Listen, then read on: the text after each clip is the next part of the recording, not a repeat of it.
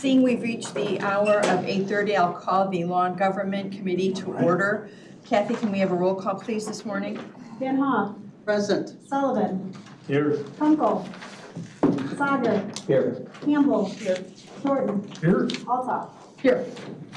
Before we go on to official business, I'd like to take a little detour and acknowledge that we have a birthday boy in the room. So can we all wish Peter Austin a happy birthday this morning? Are we singing? Totally unscripted, so a little embarrassment. Can I have a motion to approve the minutes as presented? Mr. Shorten, seconded by Ms. Van Hoff. All those in favor say aye. Aye. Motion carries. Any public comment? We have none. Last call. Thank you, Scott. Member comments this morning. Anybody have anything of interest? Green Expo is Saturday. MCC, that's my comment. There is no new business. Legislative update. Elise, you just distributed. Do you have anything that you want to point out that's in particular interest? Maybe an update on where we are with the transit in Springfield? We have nothing filed yet. Okay. But Chairman might be probably more appropriate to update on the transit issue. Yesterday. We did have a meeting yesterday with Rep. Delgado and Buckner and the county board chairs. No real information came out of it other than that they're still working on the transit legislation. I think their big holdup right now is more, not as much on the representation side, but on the funding side, which when did they say they were expecting to get something?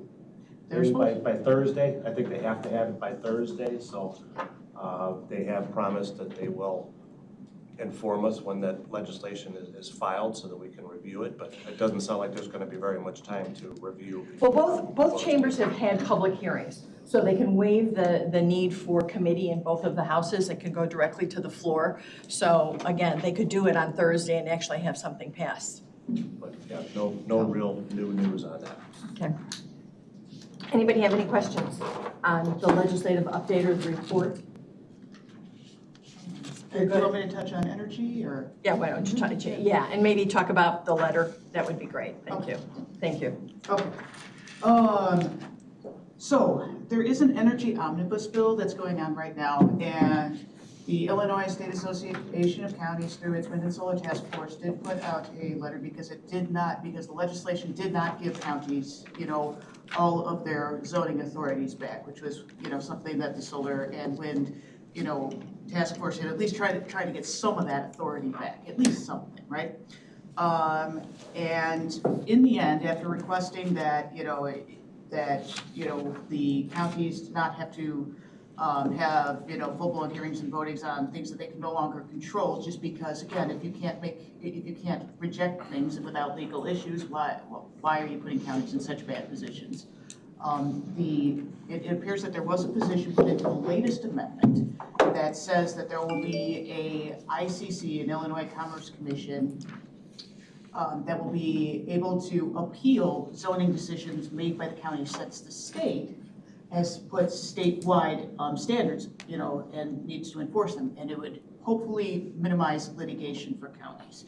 But again, I don't know if it'll go through. There is noise about, additional hearings on or not hearings necessarily themselves, but additional viewing of the omnibus bill, and again, we'll see where it goes. All right, thank you very much. Seeing no other questions, we'll move on. So meanwhile then, we will continue to vote on solar farms.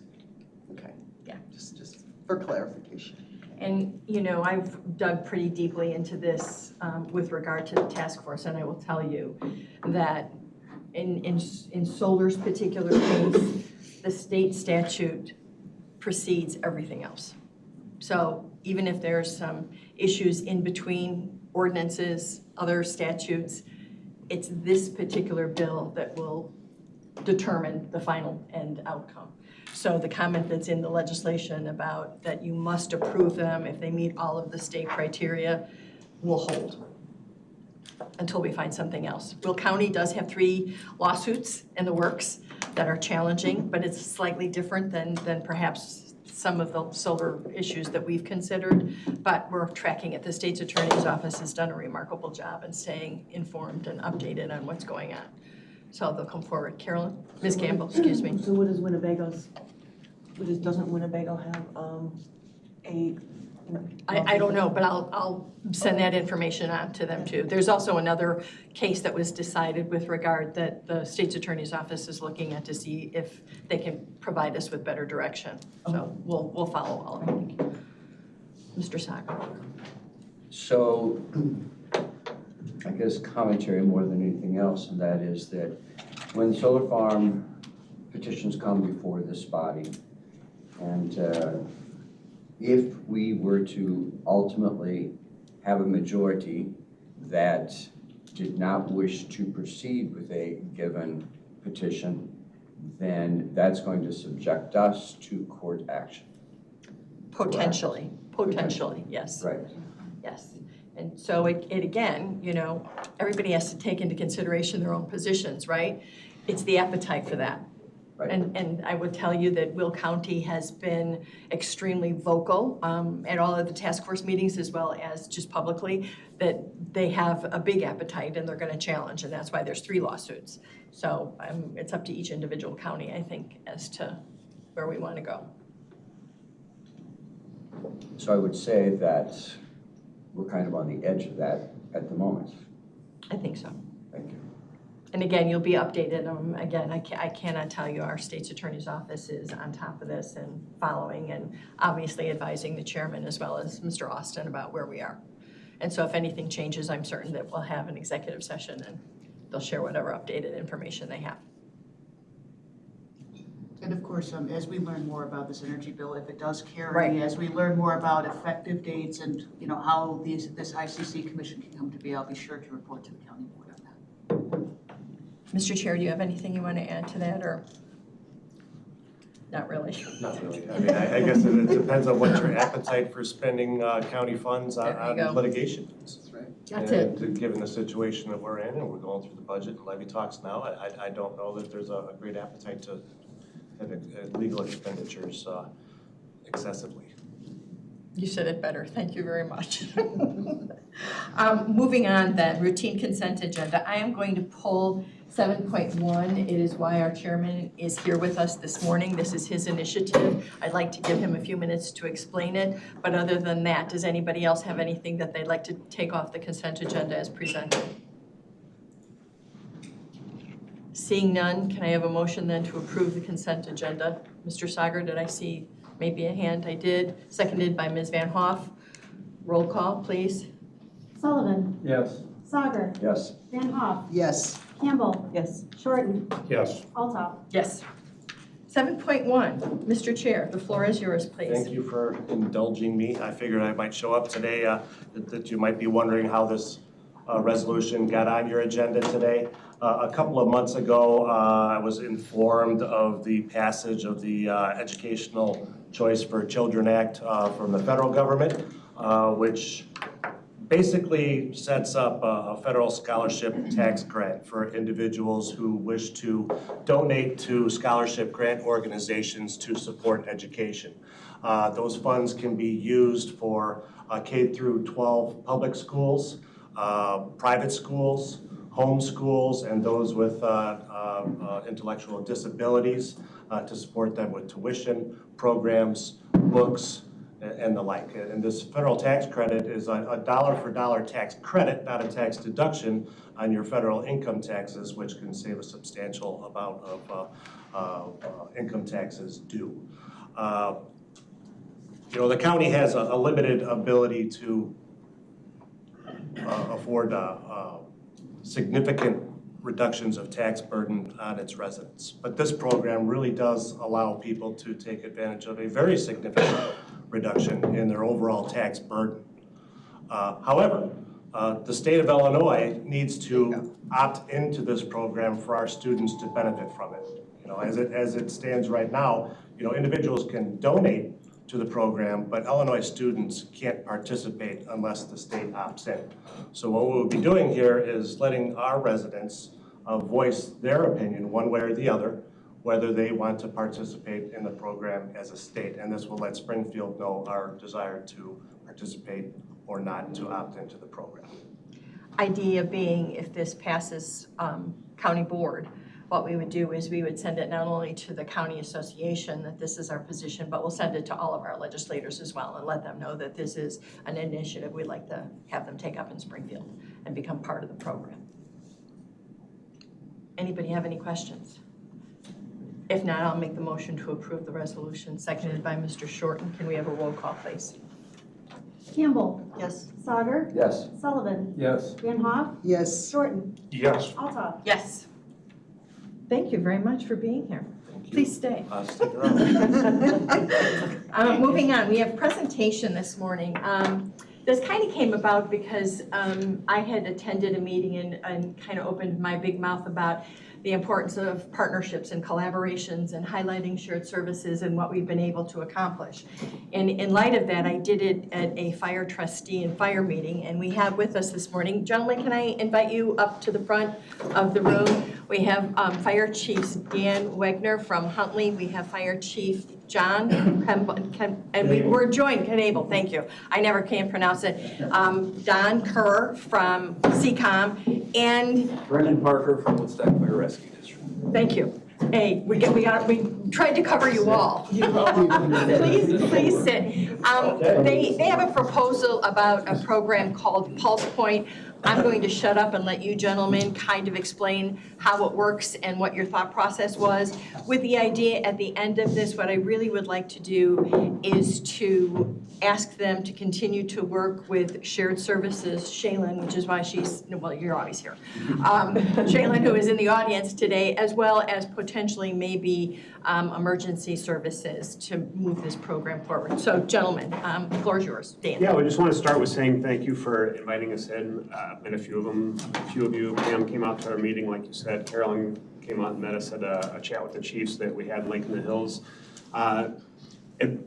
We got the message loud and clear from the committee and from the county that as fire chiefs across the county, we need to work together to help bring down costs for the taxpayers. So after Pam came out and talked to the trustees meeting and talked to Carolyn at one of our talks, Chief Rudy Horace from McHenry started a committee together of we got five chiefs on the committee now? Six currently. Six chiefs, another one just joined us. So we've got 6 chiefs that just get together and we kind of brainstorm on how to save money. One of the things that came out of that, and for an example, some of the things that we're looking at is turnout gear, structural firefighting gear for our firefighters. Each individual community is buying their own gear now. Well, we're going to start looking into collaborative purchases where we can put together a bid package together, buy a larger volume, and bring down the cost for all of the communities. One of the things that came out of this was this Pulse Point app. We know several of the communities throughout the county have looked at this for the past 10 years and got the pricing on it. What Pulse Point is it's a behind-the-scenes CAD system that pushes out a push notification to the community that are trained in CPR. So if somebody's having a cardiac arrest at a restaurant and you call 911, we're in cardiac arrest, it goes into the CAD system and behind the scenes it pushes out a push notification to CPR trained personnel that might be in the area. And each individual community could set up their own criteria for that on how wide of a range they want to send it out. And then what it does is it gets all trained personnel in that area to respond to it. So you might be at a restaurant and an office building next door, somebody has a heart attack, you get a push notification, hey, you know CPR, there's somebody next door that's in cardiac arrest. And it gets more people to initiate the CPR a lot quicker. Communities that have done this is a nonprofit group. There is a cost to it, but it's a nonprofit group that put this together, and it's been functioning for well over a decade across the country with great success. I've got some handouts that I can give you on the actual data from a study that was done on the West Coast. And it might not sound like a lot, but the survivability rate increased by 1% to 2%. But if you break that down and think about it, in McHenry County alone, we have over 300,000 residents, and that averages out to about 240 cardiac arrests per year. So if we can save 1% to 2% of those people, every year we'd be saving, an additional 2 to 4 people. So over a 5-year period, you're looking at definite lives saved. And it's important to get there the first 3 minutes, isn't that what I've been told? So even more important if the, ambulance can't get there, you've got somebody who's already on site. Yeah, and once they initiate that CPR, we get that circulation going, and then the number of AEDs that are out in the community now, part of this app also identifies where the AEDs are. And if you have an AED in your business, then you can be part of this app. And then if somebody next door to your business is in cardiac arrest, they can actually respond with that AED. I know a lot of the communities, we've gone out and sought grants. This year alone in Huntley, we've received grants for 4 AED stations that we've put up in the parks, both in Lake in the Hills and Huntley. To get into the cost of this, to give you an idea of the kind of cost savings, for McHenry Township Fire Department looked into this about 10 years ago. We've looked into it. Several of the fire departments have looked into it. The cost is a $10,000 initiation or initial setup fee, and then $10,000 per year after that. For the entire county, since we already share a CAD system, which ETSB does a good job, we're already doing this collaborative CAD system. The pulse point system is set up for the CAD system alone. So if we do the entire county together, the initial setup cost is the same amount, so $10,000 for all 15 fire districts, and then the annual fee after that is $18,000 a year. So that breaks down to about 6 cents per resident. Whereas we just use an example for the Woodstock Fire Protection District. If they were to set this up on their own, the cost per resident would be 25 cents. So we can dramatically reduce that cost per resident. And can I ask, tell me which communities are already utilizing Pulse Point? So none in McHenry County. Some of the nearby communities are City of Rockford, City of Madison, Wisconsin, City of Naperville. Down in Georgia, there's a county. It's very rare to have this done countywide. Down in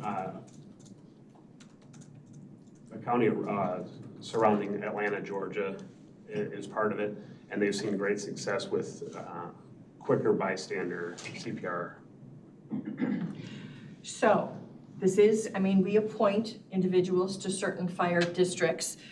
It's kind of, again, our effort reaching out, working with our units of government, our colleagues. So with your permission, I do have to note that 911 would be a partner in this as well, right? You guys we'd have to talk to them as well, correct? Yeah, absolutely. And Denver's actually initiating this through CCOM with ETSB. So we have 3 PSAP or dispatch centers in the county, but they all work through the same ETSB. So what we're looking for is an entire countywide system with ETSB, but this is 100% a dispatch initiative, because when the calls come into the dispatch center, it's all behind the scenes. And I'll let Don explain that end of it. Please, that's where I was leading to. Currently, we have a presentation with our ETSB on November 4th or 5th. And they've always been so supportive of our initiatives that we have, especially like our EMD program that began back in 2014. And we've been doing that for 12 years now, so. Anyone have any questions? Mr. Sager. Just a comment. I don't think you can come up with another group of entities that is better than the fire rescue districts in terms of their collaborative efforts across the county serving our residents. So I just want to say thank you very much. I think this is another great example of collaborative effort that can lead to a very positive outcome in the long term. So I really congratulate you and thank you for that. I have to do this. I apologize. He's going to do a Woodstock thing again. I'm just telling you right now. I'm all right with that. But Brendan, Chief Parker and the Woodstock Fire Rescue District has, as always, collaborated very well with the community as a whole. And most recently, they worked with our sister city programs in Zacatecas, and they have accepted some individuals who are in fire rescue down in Zacatecas to come up here for additional on-site training with Woodstock Fire Department, and we also kind of partnered with the Carpentersville Department, and so they kind of had a collaborative exchange here going on. And so I just want to thank Chief Parker, as well as the entirety of our fire rescue districts, because you're all right there in terms of shared services, and we're most grateful. Thank you. And not to be outdone, our sheriff has had an exchange program with Zacatecas for a long time too. So I'm just, I'm not going to let Brian have the floor completely. I'll take it anyway. Ms. Campbell. This is exactly the kind of thing that we do in the county. I mean, in terms of shared services and everything like that. So everyone's, in terms of all units in the county, everybody's on board. Yeah, so we've discussed this particular program at the county chiefs get together really every month. And we discussed this at the county chiefs meeting. We unanimously voted to support this effort. So the thing with the Pulse Point is it's taking advantage of technology that's there. So we can go out and hire more firefighters, hire more paramedics, and that will help. But this is one way that we can use technology to our advantage, where we can bring in the community, because we have a lot of community responders, whether it's off-duty firefighters and paramedics, off-duty nurses, doctors. The more responders that we have available, we can send this message. It's basically sending a dispatch out to everybody that's capable of helping and asking them for their help.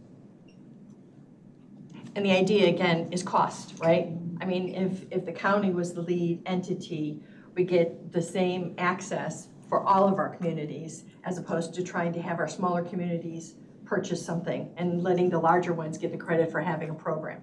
So that was the whole idea behind this, is again, collaboration and partnership. So again, with your nods and your concurrence, I'm gonna direct them to Shaylin, and we'll pursue this, and they can bring back whatever, and again, let us know how it goes, okay? But thank you very much, and please distribute. Mr. Sager again. I just have one thing, and this is outside this teasing you. committee, so I apologize. But since there's 4 of y'all here, Zacatecas is in dramatic need. They have no fire engine right now for their population. And I've already talked to Brendan about this, but we are in need of 2 caged 330-gallon tanks. Does that mean anything to y'all? You know what I'm talking about. And 2 trash pumps and hoses and pickup trucks. So if there's anything you all can help to do, if you know anybody that has a couple of these caged 330-gallon tanks and a trash pump, hoses, that'd be most appreciated. So put it out and spread the word. Help us out here if you don't mind. I just so happen to have 2 of those caged tanks. Seriously? If I place a business that we can get. Thank you. We're not brand new. It doesn't matter. Which again is the importance of sharing our needs with each other. Very nicely So now I need 2 done. trash pumps. Okay, thanks. And it's amazing what they can do down there. I don't care how old the pickup trucks are. They can fix up anything. It's like in Cuba, same thing. You can give them anything and they make it work. Thank you. I just have one question. Sure. This may go beyond the scope of what you're talking about, but are there any efforts for training, for retraining individuals for CPR and first aid that could be a part of this program? Or just tell me. I believe I'll speak on behalf of all Because the like, departments. We have I an know you have to ongoing. do that like every, 2 Yeah, we years. haven't, I know in Huntley we do, I think all of the fire departments across the county have ongoing efforts to push CPR out. If we start this Pulse Point initiative, we're really gonna push it out more. And then when we do teach the CPR classes, we'll encourage the people in the CPR class to download this app. Anybody can download this app now, so we're passing out some information about it. You can download the app and just check it out. You can play with it a little bit. You can log on. I think you can request permission to. Yeah, you can actually register for any of the communities that are currently in Pulse Point. So if you're in a community that, you're traveling and you're in a community that actually has Pulse Point, and you signed up for that alert, if you're traveling, you would get that alert to respond for CPR also. In addition to that, there's other alerts that get pushed out, like traffic notifications, gas leaks, structure fires, anything for the public, because the more you use the app, the more opt you're gonna have to delete the app and then use it for when you strictly need it for like CPR. Okay, that's great, because I know I have to get updated on mine, so I was just curious about that. Yeah, you're welcome in any of our We have classes. classes all day. Okay, thank you, thank you. I also think our public health department, and I throw that out to you too for coordination, but I think our public health department offers CPR Yeah, and periodically. they get face shields out at all their events. So you can carry those with you too, for CPR. Thank you. Thank you. Thank you. Thank you for having us. Appreciate it. Thank you. Discussion, 911 surcharge legislation update. Vicki?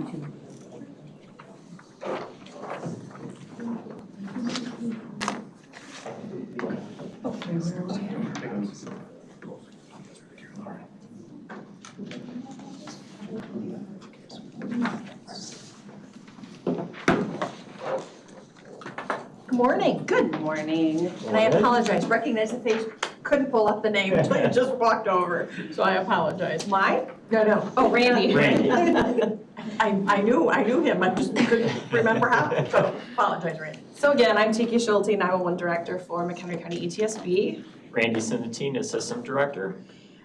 So I know this is going to come as a huge shock to all of you, but sometimes there's some miscommunication and misinformation shared in government regarding legislation. So last week at the Illinois Public Safety Telecommunications Conference, which is commonly known as IPSTA, it's a state conference for the Illinois NENA and Illinois APCO associations. So telecommunicators, firefighters, police officers, public safety entities. So last week we were at the conference and it was quite a surprise to many to learn that our monthly 911 surcharge sunset was extended to December 31st of 2027. So it was added on to, what? That was exactly what I thought. I asked a number of people, I was like, excuse me, when did this information become available? And there were a number of us in the session that were like, oh, this is the first we're hearing this. What was it tacked on to? It was tacked on to House Bill 1866, which was filed in January of 2025, which was specific to the communities with a population of more than 500,000. Nice way to say city of Chicago. So there was a lot of language in House Bill 1866 relevant to the $2.50 surcharge that the city of Chicago is receiving in addition to their additional $2.50 that they're able to use for I think anti-terrorism and that type of thing, emergency management and whatnot. So there was a lot of focus on that House Bill 1866 when we went down to Springfield in April. There's a push by the organizations in the state of Illinois to bring all counties in the state of Illinois to that same 250. And I'll get to that in just a second. So, however, so we did learn that the repeal language was added in Senate Amendment 1, which was actually filed in May. However, there were 31 other changes encompassed in that Amendment 1. But again, it was highly focused on the city of Chicago, so I don't know where the disconnect is. However, yes, as Pete said, crisis averted. So unfortunately, it seems as though that message was not effectively disseminated throughout the state. Public Act 104-0204 was affected August 15th of 25. So as I said, there are still a number, there's still a need across the state to bring this 250 surcharge even across all counties in the state. There are many organizations that are tracking and supporting Senate Bill 2670, and that was most recently supported by the Illinois Municipal League. So emergency communications center expenditures that are not covered by 911 surcharge are often funded by local municipalities and counties, which is something that I've shared in previous presentations. So in addition to the technology and equipment costs that the ETSB provides for all the PSAPs, for CCOM, only 24% of CCOM's expenditures outside of what the ETSB funds, only 24% is funded by the ETSB. So they have an additional 76% of their budget that is being funded by their local municipalities. NERCOM is only 32% and the Sheriff's Office 57%. So as with anything else, funding becomes available to the ETSB. That is something that we can then pass on to the centers, which allows them to perhaps reduce costs, add more personnel, make changes. So that is where we are. What was, can I ask, what was the group, if you remember, what was the group that was put together when the legislation that required the consolidation of the 911 centers? Do you remember that? The force consolidation, which, the State Advisory Board, the SAB. Wasn't there kind of a consortium that was put together to drive that bill and that initiative forward? I don't recall that. I do recall, though, that we were subjected to that. Any county over a population of 250,000 was required to reduce the number of PSAPs, Public Safety Answering Points, which the term now is ECC, Emergency Communication Center, to reduce to 50% or to Right. whichever number was greater. So that was in, I think, 2015, that legislation was introduced, and by May 1st of 2017. So we consolidated. We started with 9, went down to 7, went down to 6, and so then in 2017 we went down to 3. I don't recall which organization it was. We have the Illinois NENA, Illinois APCO, and then the State Advisory Board was created, and perhaps, I don't know where the driving force was. It was just another unfunded mandate. I'm just going to suggest that there was a group during that period of time that was put together for 911 and consideration. Perhaps, we could work together and find out and have those individuals start to take the lead a little bit on the 250. You mean from the House and Senate side?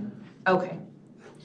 We did meet, I don't know if we shared this before, we did meet with all the legislators that have a footprint in McHenry County in April. And there really doesn't seem to be much traction from what we learned recently, that maybe in January they'll look at it again when they come back, so. Well, it's going to be difficult. I mean, let's be very frank. Nobody wants to raise fees or raise Right. taxes or raise, the economy doesn't support huge amounts of increases Right. on our constituency. But that's what I'm saying is perhaps if there was a historical perspective going back to 2015 where we did work to consolidate, to reduce expenses, to be a little bit more consistent, maybe we can bring that history forward and say it's time to look at that again and review where expenses are today as opposed to where they were then. I do know with the Joint Legislative Committee with Illinois NENA, Illinois APCO, they are very active in that initiative, and with our lobbyist, John Lauder. So, I mean, yes, definitely we'll follow through with this, but Maybe that's something, Alicia, we could look at a little bit more prior to January. Yeah, and Alicia and I have been in contact, Right. and I just kind of asked her to just hold back a little bit just until we knew what was going on. I didn't want McHenry County to, go full force and then be met with Huge resistance, right? exactly, and then have you be like, oh, sorry, thanks, Tiki. Appreciate that.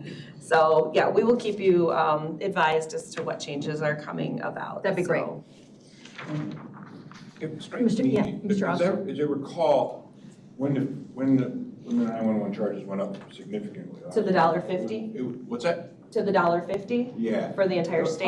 Part of the initiative was to fund infrastructure downstate, right? We want to get a broader network other places. Perhaps, if some of that work's been done now, maybe the fee doesn't have to increase so much, it just has to be more local again. Or we could get a bigger slice of that same pie. It has, what I'm concerned about though is that McHenry County was one of the counties back in the early 90s that had a referendum that went out, ordinance was passed for the 50-cent surcharge. So when they started with the $1.50, any ETSB that had a surcharge already being collected, that fund was put into what they called a hold harmless. So we were always gonna receive at least that 50 cent worth. And that was based on subscriber lines. And so with the decline, vast decline of landline phone lines and that type of thing, that's minimal now. So there has been discussion though that with this new legislation, if this 250 passes, that the state is gonna look at reallocating those funds. And we actually, in McHenry County, even going up to the 250, because there's still 3% for the telecom, 2% for this, 1% for that before we get our surcharge. There is discussion that hold harmless amount that we have been receiving historically since January of 2018 is when that came into effect, that we would see less of a surcharge. So while I can appreciate that thought, I do have concern that even if we get up to the 250, McHenry County and the other large 8 counties in the state may see a decline in what we receive because of that reallocation. So we're keeping our eye on that. Yeah, from that perspective, I get it. Mr. Sager. So is there any effort to rescind that activity at the same time? In other words, to rescind that quote-unquote 50 cents historic reduction or, I guess I should say distribution, so that we aren't penalized in that regard? Well, when that 50 cent went away, when there was a statewide surcharge that was implemented in that was passed in July of 2017. So that, I don't know if that was just like a good faith effort that was done when the state figured out how they were gonna do their distribution. So we are no longer receiving that 50 cents, but there's this hold harmless amount. So there's not anything to rescind, it's just how the state determines that they're going to allocate the 911 surcharge. So that's just an administrative action? Yes, I believe so. That's odd. No more It's the odd state. sticking the amendment on that nobody knew about until today. I mean, Yeah, so the other thing is with the way 911 surcharge is allocated with the cell phones primarily, it is done by postal code of the phone bill. There's also discussion in changing the distribution to using the GIS, I'm trying to blank on the. So there were a couple of different models that they were looking at. Randy's far more technical than I am, using geographical boundaries to determine surcharge. So there could be a lot of changes coming down the line. So we're still just going to be very conservative in our spending and making sure that we have funds available. I again commend you and I suggest you continue to do it and work through Alicia so that we're aware, because we now, I think, have a much better working relationship with the Collier County group. Our chairmen meet on a regular basis, and I think that there's a huge amount of collaboration and respect there. So there might be an opportunity, again, just from an informational perspective, to ensure that those entities still are taken care of the way they always have been. Right, and unfortunately downstate, the same. That's what I mean, and so if you guys, gin yourselves up as a consortium, there may be more success. yeah, unfortunately, the lower population down south, even if infrastructure's been built, they still don't have the funds because of population. There are some 911 centers and whatnot down in central and southern Illinois that are living check to check, literally. So fortunately, we've been very prudent in our budgeting and finances, so. But awareness and information is extraordinarily important. So I really, again, thank you very much. Really appreciate it. And again, I'm really glad to know that it was extended and. That made a lot of us. A little bit of relief Plus, I there. said to Pete, I'm like, in all the years I've been doing this was the closest it got, but. Yeah. Thank you. Thank you very, very much. Really appreciate it. And I was assuming there were no more questions. I apologize. I looked around and nobody was like, hey, wait. So next we have a FEMA Act kind of update and presentation, and David, as always, welcome. I appreciate that, thank you. As the ETSB chair, I can tell you, this has been a major headache, and we did go down there in April, before I get into my own. We didn't have any doors slammed in our face, but it almost seemed that way down there. There was no appetite for it, so. And we all understand that. We have it here at home locally with any efforts to increase fees and increase, I mean, it's tough. It's just a tough environment. I appreciate you giving me a chance to talk about the FEMA Act. And, the Stafford Act sets the standard for what we do, and the post-Katrina Act helped reform some of what FEMA did, but it didn't put the finger in the dike in all the places that need to be. I handed to you what transportation, FEMA actually comes under transportation in Washington. So that's all of the summary of that bill. And what I did is I looked to see how would it help us. And I want to talk about the August storms. In August, some of our residents were affected by that storm. Ours was mainly a wind event. In Chicago, Cook County, it was more of a flooding event, which is, I've been through both many times, and flooding is horrific. It just doesn't go away, right?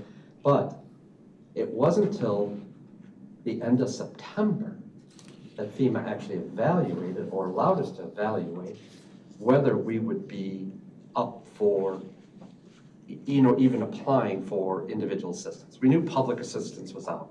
Local government did not expend a lot of money. It wasn't a huge impact on local government. It was an impact on some of our residents. Then the decision went to FEMA 5, Region 5, passed it on to FEMA in Washington, and then they passed it on to the president. And last week, the president determined that he was not going to declare a disaster, right? But from August until the end of October, our residents were without anything.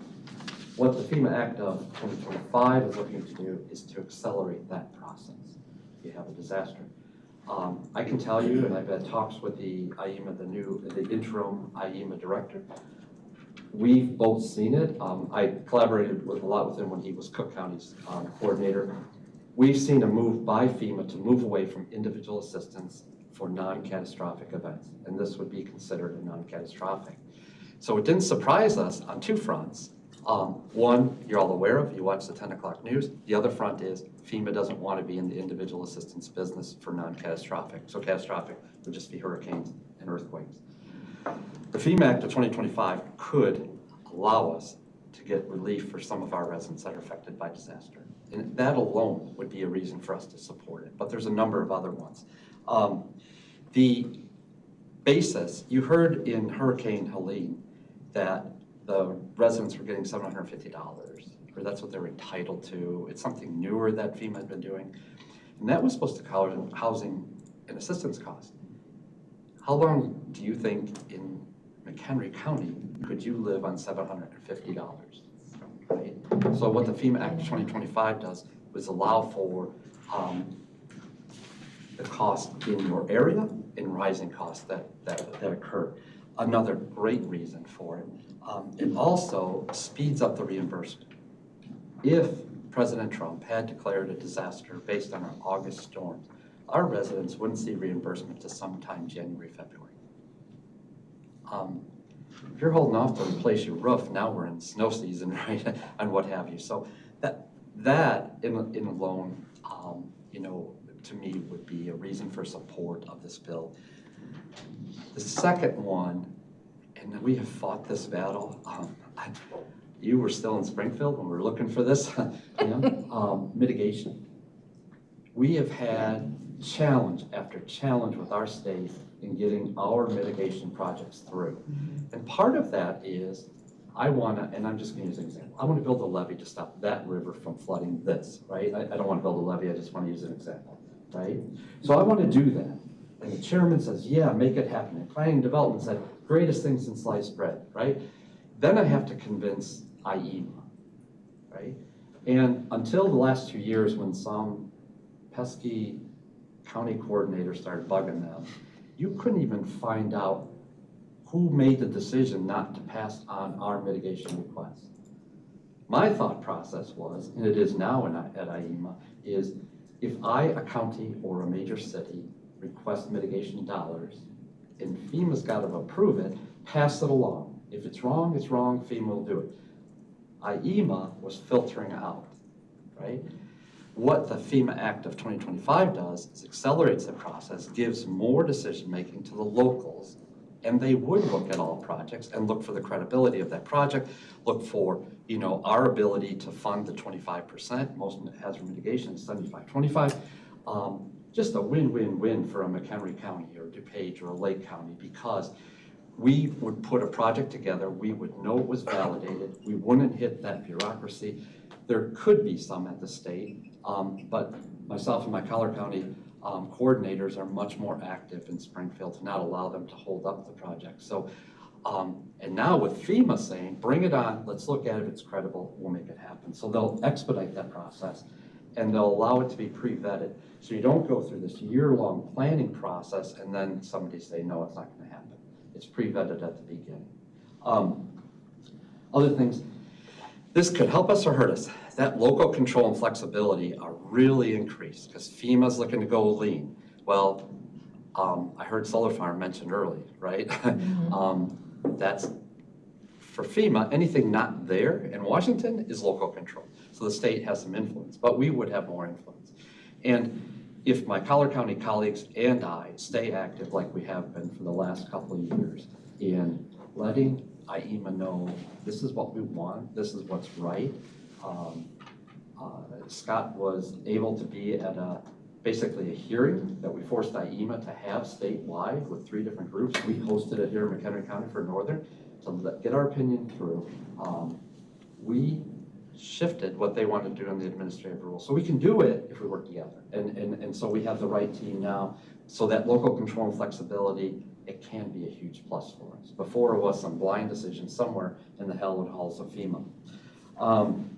There are provisions for equity and community protection, some of our underserved communities. And you know, on the grand scale, if you look at the map, the risk map for McHenry County, we've really, there's a spot in Woodstock and there's a spot just north or somewhere around McHenry. We really don't have, according to the feds, the underserved communities. So it wouldn't really benefit us, but it would benefit some of our neighbors to help serve them to a greater extent in time of disaster.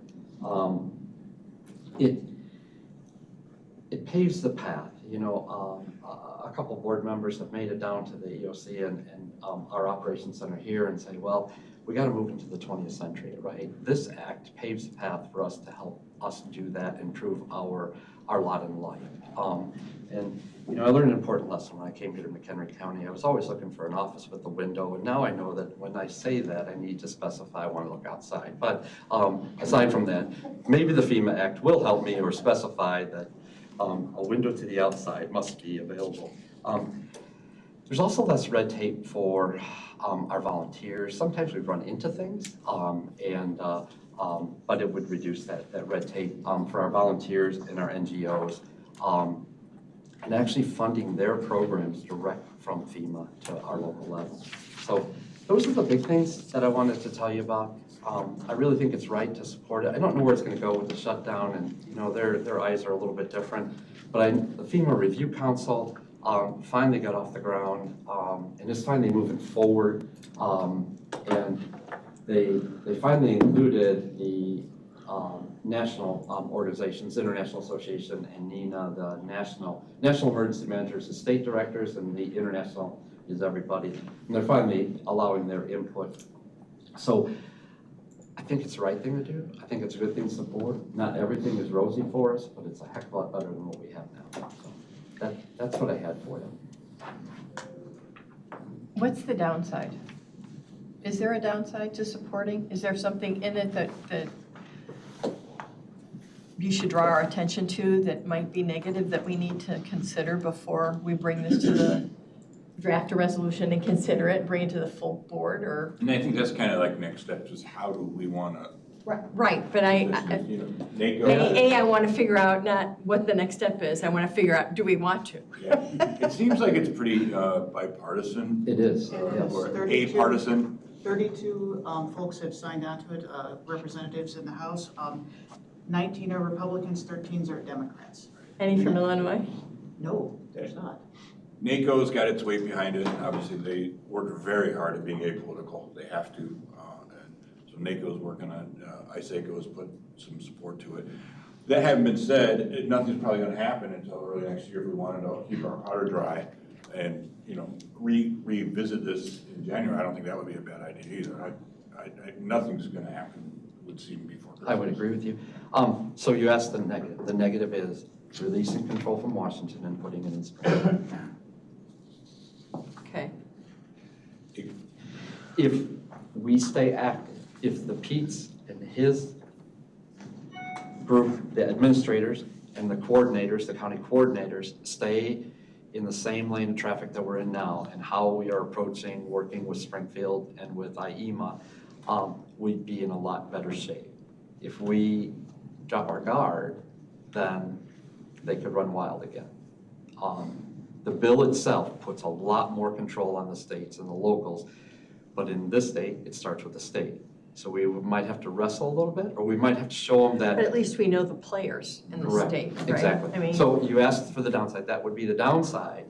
What I've seen with what NACO's done, ISACO's done, did I say that right? Anyway. ISACO. ISACO, the state one, that we're in a lot better place than we have been before. Before, my fellow county coordinators were, oh, that's bad, and they didn't talk to anybody, or they didn't say why it was bad, or they didn't present a case. And what we've done with the administrative rule,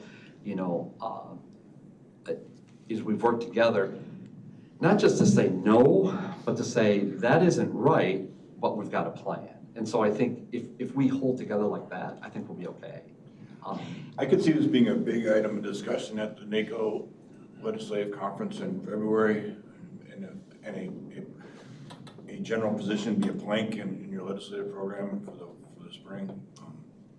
I think that things. I'm more comfortable with a little bit of a delay as well, just to see how things progress and where our national and state association land on this before we take official steps.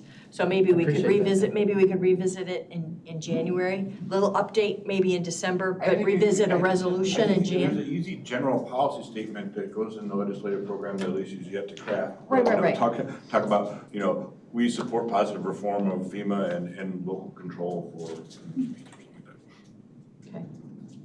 Okay. Any questions for Mr. Christensen, Director Christensen? I think we're good. Thank you. Thanks very, very, very much. Really appreciate, again, all your efforts. And I have to call out where it needs to be called out. Representative Reich being on JCAR with administrative rules has been extraordinarily helpful with this entire process. He and Senator DeWitt, Yeah, and Senator DeWitt, I heard, yeah, he's on it as well. Yeah, so thank you. They swung for a strike and they hit one, so. Yes, they did. So, yay to them. Thank you very much. Appreciate it. Speaking of positive local activity. Resiliency Specialist. Introducing Peter Dawson. Hello. Introducing. Peter, do you know, have you met any? I have. I've met a couple of the board members. Okay, so what we're gonna do is, Carolyn, you start. We'll have you be introduced to everybody now. Certainly. Carolyn Campbell, District 3. Hello. Gloria Van Hoff, District 2, I met you. Yes. Mike Short, District 4. Oh. Pamela Altoff, Chair of this committee, District 6. Mike Bueller, County Board Chairman. Ed Sullivan, District 1. Hello. Brian Sager, District 7. Hello. So, And if I could, go before I ahead, sir. you put a lot of trust in me. I came to you at a hard time. Yes. And looked for an additional employee. And what I wanted to do was to show you that your vote meant something, and we are doing everything we can to return on your investment into EMA and to resiliency. So, okay, Pete, all yours. Thank you. So, again, my name is Pete Dawson. I came to the county early May. And before that, I'll give you a little background because it lends itself to the methodology that was put into place to reach out to a lot of the community thus far. So I retired in 2020 after a long career in law enforcement. And then I spent 4 years developing and teaching leadership classes at a private boarding school. And one of the things that dawned on me when I came here is some of the work that I had done for my classes would get us off to a good start in reaching out to the communities here. So one of the things I always found important was having individuals as yourselves with certain expertise and wisdom to come to my classes and speak to my students. And I got familiar with the Chamber of Commerce as well as the Business Alliance in the area that I was teaching. So I would go to businesses, but also they would help me have people come in and explain what they did and how they did it. So when I came here to the county, I started with going to the Chambers of Commerce and also some of the smaller towns and speaking with them about what EMA is, because even having been in law enforcement for a long time, being out in the community, I only knew a little bit about what emergency management was. And we actually had a small emergency management organization in the jurisdiction that I was at. So I would explain to them what EMA is, and a lot of times people would be a little bit puzzled, or they would say, oh, kind of like a weather event. Yes, that's part of what EMA does, but it's beyond that now, because obviously we have person-made and technologically made challenges that we have to look at. So then I went on to, if we had an issue in the county, who could really come up with the resources to help us in the time of need? So our local critical regional suppliers, manufacturers, and businesses. So again, went to those locations, and I didn't just want to talk to, say, the manager of the store or facility. I wanted to get up to that person who we could make that one phone call to that could start making things happen. Because as we know, in business or in stores and things like that, we have management that tends to move around a lot. I want that person who kind of oversees the region, but not only our county, but the collar counties, the region, the state, and even nationally, because I'm a big proponent of having redundancy and contingencies in place. One of the things that I learned about driving the county, which I've done a lot of driving the county, is geographically when you drive it, it's large. But when you look at it from a satellite or a radar image, it's very small. And so if we're in a position that, you know what, we need help, I want to know who I can go to outside of here that can bring that help in, and vice versa. And if that means even going regionally or countrywide, then so be it. And that's kind of been the process. Then I moved on to school district offices, getting with them. How can we assist you in a time of need, and vice versa? Private schools, same thing, because again, sometimes these entities or businesses, it feels like they're islands of themselves, and I wanted them to know that we are out there. I would go there, my main objective was to go there in person so they knew, hey, this is a real person. Here's a business card, here's a contact. So whether it's next month, next year, maybe never, it may dawn on them, hey, I remember that guy. I got his card. You know what? We have somebody, we have county government that's looking out for us. One of the areas as well, senior living. So tomorrow we have some representatives of senior living coming to our office for a presentation to discuss what are challenges there, because certainly there are unique challenges there. But again, going to as many of those locales as possible to let them know, hey, we're here, we exist, we're here to help you with resources if necessary, and also learn from you, what do you need and how can we help you? So then, as I continued on, it got rather large. So nonetheless, we looked at also what's a large proponent of the county itself, agriculture. I made my way over to the Farm Bureau, U of I Extension, and I actually got to speak with the Farm Bureau Board as well to let them know, again, this is what we're about. What are some challenges that you have that I can learn from so that I can seek out resources that may help you in a time of need as well? And as this built on itself, we're right now at about 17 different entities that we've covered in the county, whether it be fueling services, refrigeration trucks, portable custom bridging, private transportation was a big one. Where can we get, not just say 4 or 6 buses to move people, can I get 40 or 80 buses to move a large contingent of people? We've had some different concerts or different meetings and things like that where that has come into play where, hey, if we needed to move a large volume of people out of an area, can we do that?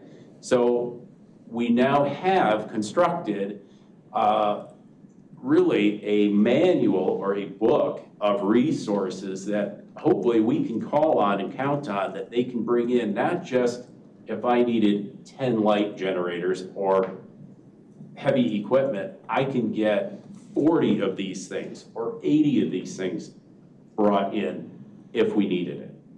And again, redundancy and those contingencies in place has been really the focus of this. And so as we've done that, now the objective is really creating the relationships at a deeper level, bringing them here to our facility, to our offices, to present, to have a facilitated discussion. I want to learn from them. I want to know from them, what is a challenge? How can we help you? What are the resources that are necessary that will hopefully mitigate or alleviate those challenges for you, if that makes sense. It does. I didn't hear you say law enforcement. Did you say law enforcement and I just didn't hear it? Which happens frequently. Yeah, so law enforcement and fire, we tend to have a pretty good relationship there. And that's the thing that we do try to include as well. But I've been trying to specifically get to those entities, those individuals that generally are not contacted, if that makes sense. Which is why I'm asking the question. Are we talking to Park District law enforcement and the county conservation law enforcement? Because I wouldn't necessarily think that people roll that in. Sure. So I did make my way out to Conservation Police, let them know who I was. I've spoken with, obviously, the sheriff, representative, community liaison there, and so on, and gone to some of those meetings as well. So. And the park districts? Because that is completely separate from. So that's probably next on the list, probably number 18 to get to. But nonetheless, resources and again, making that bridge, that connection, creating that credit within the community, if that makes sense, has been the objective. And then again, bringing these entities together to our facility to, again, do exactly what we're doing here, which is to discuss what the challenges are, what the solutions may be, and what can we think of that's not been thought of.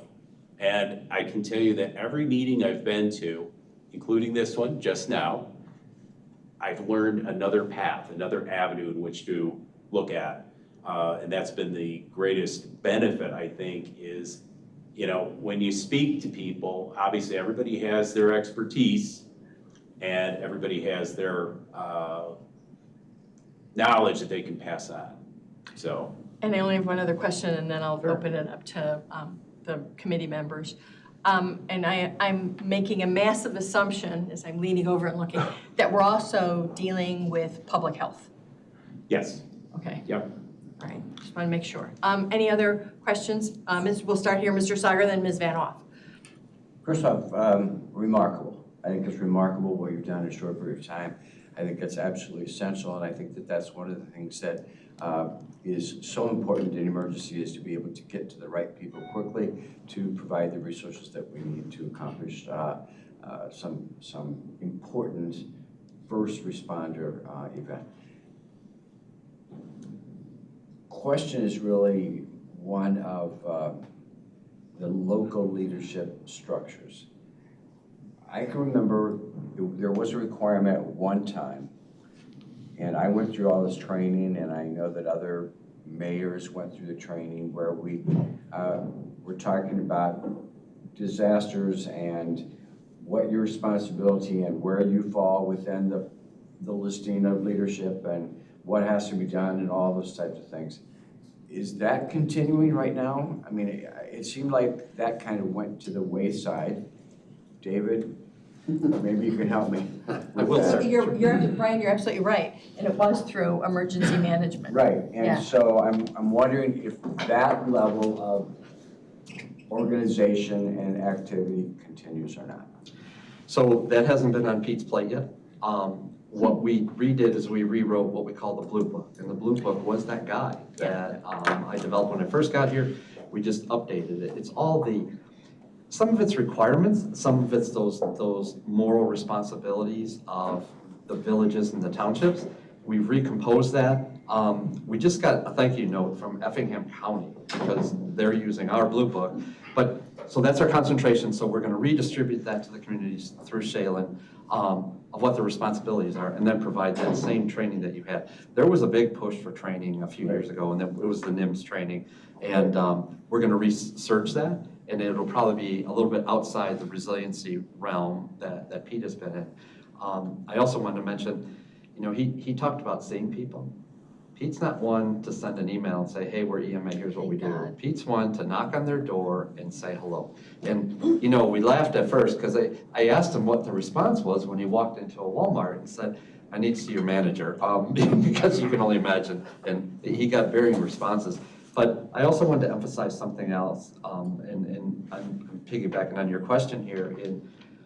The main thing I tasked Pete doing when he went out there is, how can we help them? Our community needs to keep going, no matter what disaster strikes us. So how do we get the do-it-yourself stores up and running again?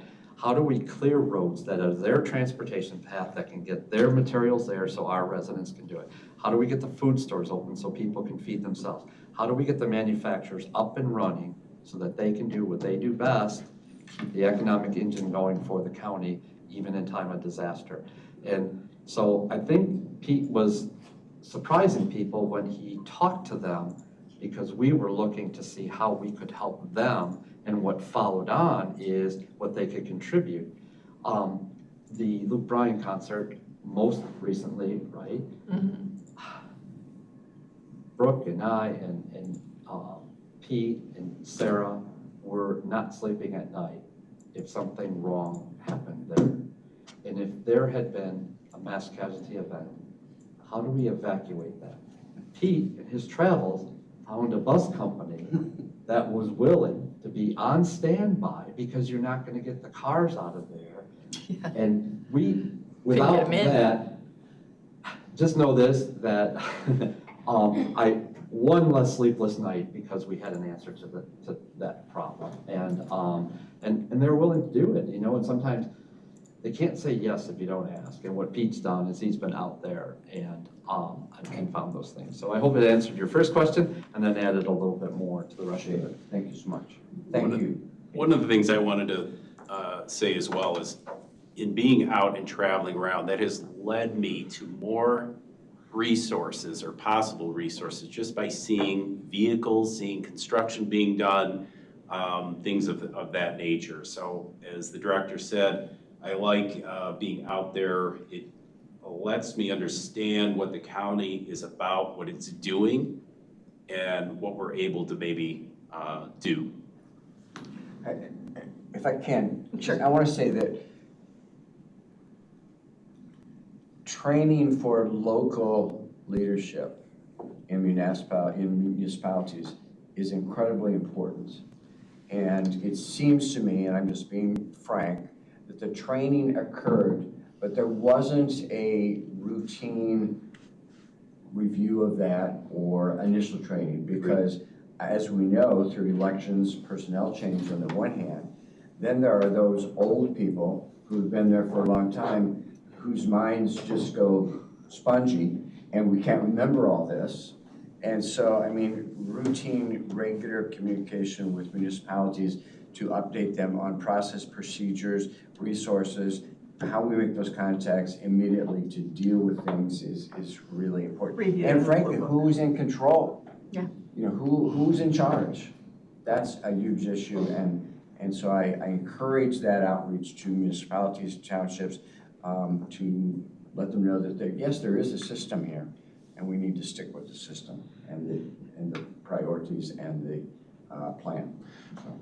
I will say that the beauty of this has been in the fact that we have had a couple of municipalities, school district, again, the concert was a big one, because of our creating these bridges, have reached out, you know, for a little bit of guidance, discussion and assistance in a short time. I think someone said it here, awareness, and then having the knowledge of the fact that these entities or these services and resources exist. I think that's the biggest challenge, is for many, they don't know. And if you don't know, you can't make the right decision. And so if, again, in our getting out there, if you meet me, we have a discussion, and this has happened, you may say, hey, to someone else, I know somebody, this is how it works, reach out, talk to them, and so on. And I've seen this starting to happen, which has been really a great thing to see. I agree. David, you've had sleepless nights. My sleepless nights as a mayor were 4th of July celebrations. What happens if there's a disaster there, and how do we get people out? The second one was county fairs in the middle of Woodstock, and what happens if those barns go on fire? The third was always Groundhog Day, which I don't even talk about. But those collections of a lot of people, a lot of cars, a lot of livestock, what do we do? Those were my sleepless nights. And so, you know, we don't have huge concerts in Woodstock, but. I take to heart, and Brooke and I will work on, you know, we need to have some countywide exercises, but, you know, something we've implemented in the unincorporated areas and the areas the county has control is the incident action planning, and I think we need to promote that more with the towns themselves. You know, I lend it to them. I know we had a presentation, and there was a trustee from Lake in the Hills that you do that, and yeah, we do it for every unincorporated one. So it's a way of ensuring that safety and then ensure that the bases are covered as best we can. Thank you. Sounds like a good tabletop exercise. Yes, sir. Yes. Yes, sir. And you were at a crazy one too. Yeah. So first of all, I'd like to thank you both for being here, and you too, Brooke.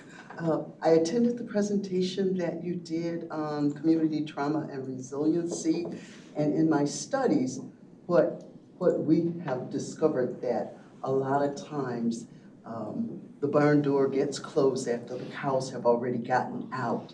So being proactive and having a plan for community trauma and resiliency is great, and you've done a good job of it. You should copyright the blue book that you mentioned. It means more for me to share that Yes. with those. And there's one county south of us that actually, they didn't even bother to rewrite it. They have a piece of duct tape over our name, and they have their name on it. Greatest form of flattery, David, greatest form of flattery. I'm okay with it. I'm okay with it. And the question that I was going to ask you, Peter, was actually answered by you, David. And that was regarding the buses. I was going to ask you, so if something happened tomorrow where we needed 80 buses, would you be able to get them here? And David, you answered that question by. Thank you, Pete.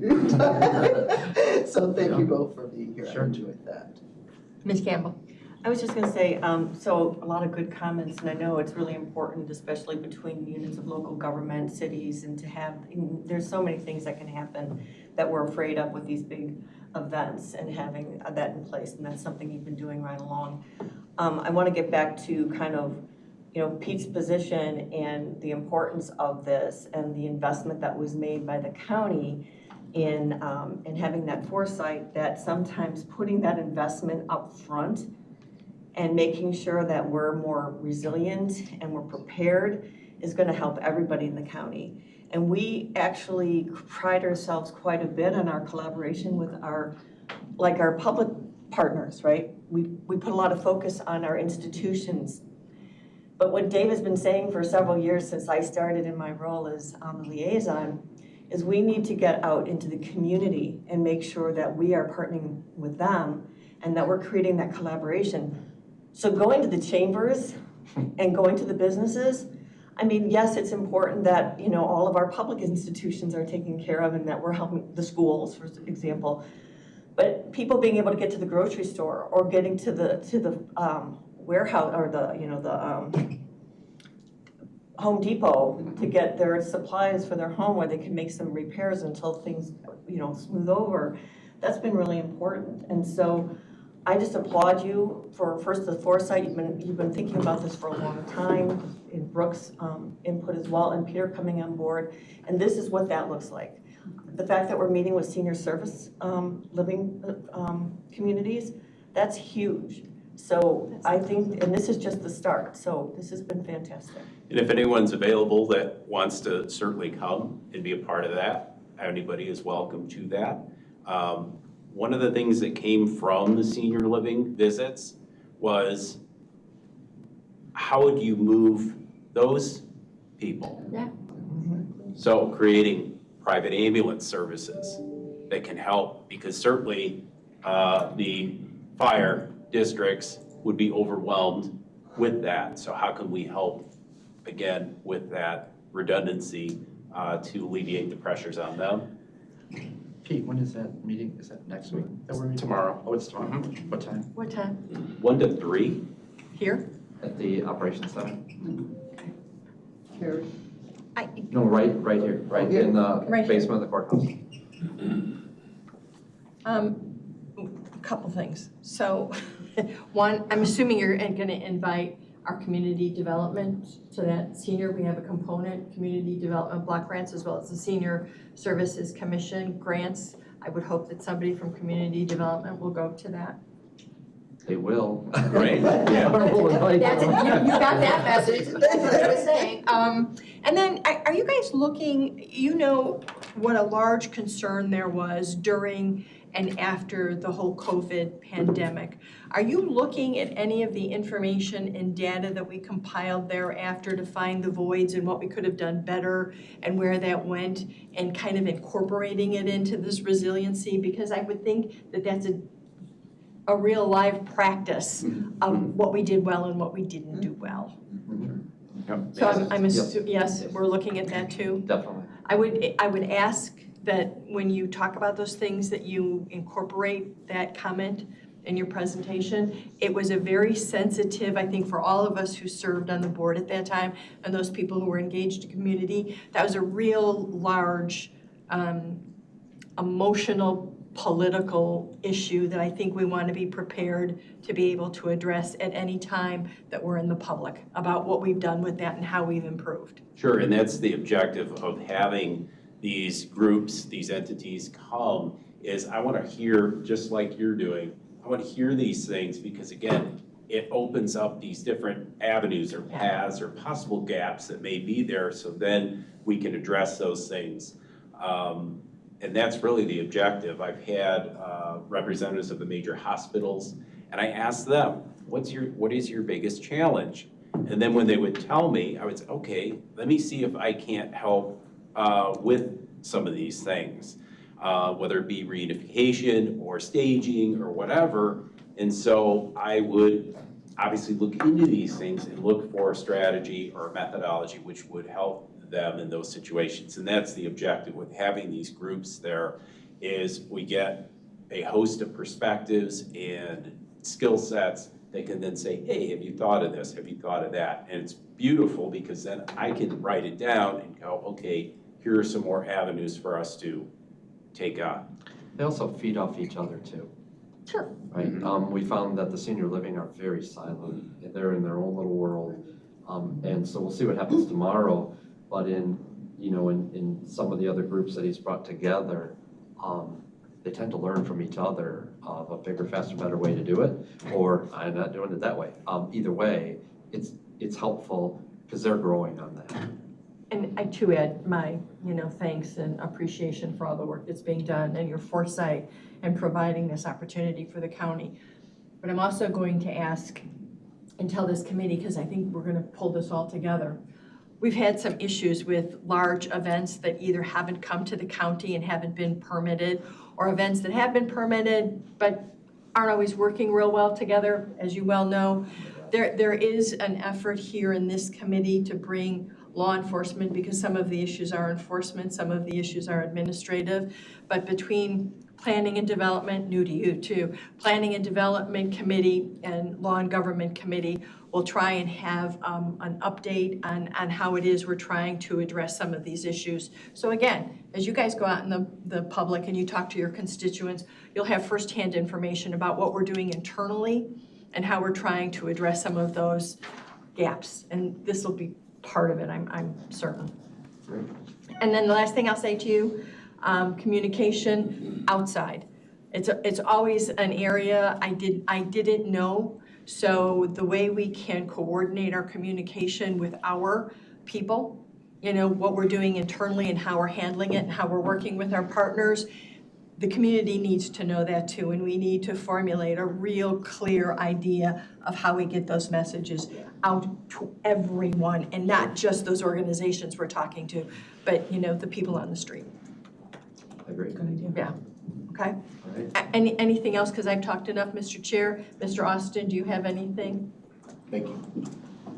Thank you. I just Thank appreciate you. you bringing Thank you. forward, you know, we talked about doing this a month ago, but we didn't have a full committee, and we got even the chairman this time, so thank you. And I would ask, you should ask Mr. Kunkel to watch this meeting after what happened I in will. your area, would you please? Yeah. Because I think he'll get a lot of information, and maybe you could even reach out to him personally, because he wasn't able to be here. And I know it's an issue near and dear to his heart. It is, thank you. Thank you. Okay, great, thank you, really appreciate it. There is no old business. Peter, do you have any reports at all? And there is no need for executive session, so I will take a motion to adjourn.